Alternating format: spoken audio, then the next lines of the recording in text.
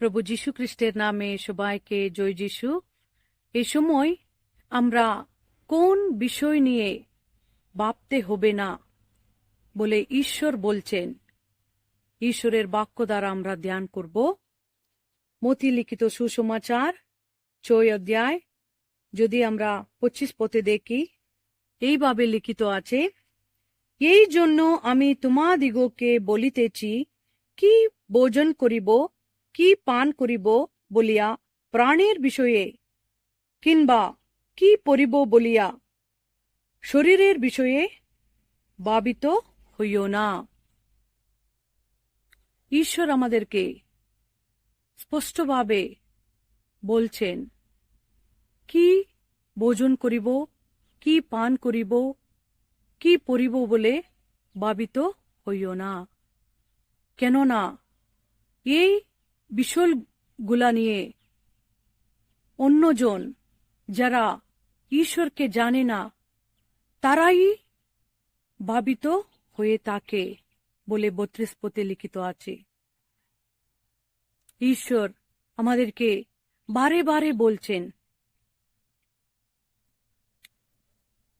তোমরা কি পড়িতে হবে, কি পান করিতে হবে, কি ভোজন করিতে হবে বলে ভাবিত হইও না। কেননা এই সমাজে আমরা দেখি প্রত্যেক দিন প্রত্যেক মানুষ কি পরিব, কি খাব, কি পান করব এ বিষয় নিয়ে অনেক ভাবিত হয়ে আছে। কিন্তু ঈশ্বরের বাক্য বলছে, বক্ষ হইতে প্রাণ ও বস্ত্র হইতে শরীর কি বড় বিষয় নয়? আমাদের প্রাণ ও আমাদের শরীর, আমাদের খাবার, আমাদের বস্ত্র থেকে বড় বলে ঈশ্বরের বাক্য বলছে। সেই বিষয় নিয়ে আমরা ভাবতে হবে। আমার প্রাণ কি বিষয় চিন্তা ভাবনা করে, আমার মনের মধ্যে কে আছে, কি কথাপাত্র চলে, আমাদের শরীর আমরা কি ঈশ্বরের জন্য সম্পূর্ণভাবে সমর্পিত করেছি? সেই বিষয়গুলা নিয়ে আমরা ভাবতে হবে। কেননা বক্ষ থেকে, বস্ত্র থেকে, পানীয় থেকে প্রাণ ও শরীর বড় বলে ঈশ্বরের বাক্য বলছে। আরো আমরা দেখছি সুন্দরভাবে লিখিত আছে 32 পদে, কেননা পরজাতীয়রাই এই সকল বিষয় চেষ্টা করে থাকে।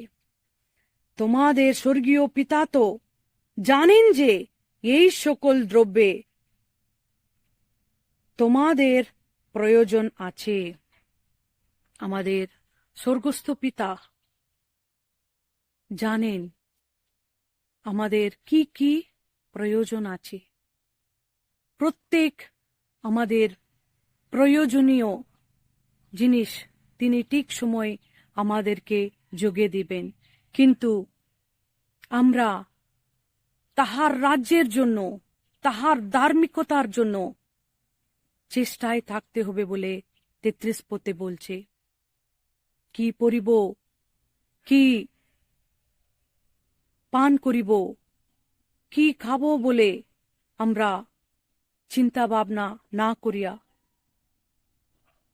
আমাদের প্রাণকে, আমাদের দেহকে ঈশ্বরের হস্তে সমর্পণ করে তাহার রাজ্যের জন্য, তাহার ধার্মিকতার জন্য চেষ্টায় থাকব। সেই সকল দ্রব্য তিনি আমাদেরকে ঠিক সময় যোগে দিবেন। আমাদের যা কিছু প্রয়োজন, তাহার ধার্মিকতা, তাহার রাজ্য, যেখানে শান্তি, আনন্দ, আশীর্বাদ আছে, ভালো গুণ আছে, ভালো চরিত্র আছে, সেইগুলা নিয়ে আমরা চেষ্টায় থাকব। ঈশ্বর আমাদেরকে সেই বিষয়গুলা চেষ্টায় থাকতে, আমাদের ভোজন, পান, বস্ত্র বিষয়গুলা নিয়ে চিন্তা ছাড়তে সাহায্য করুক।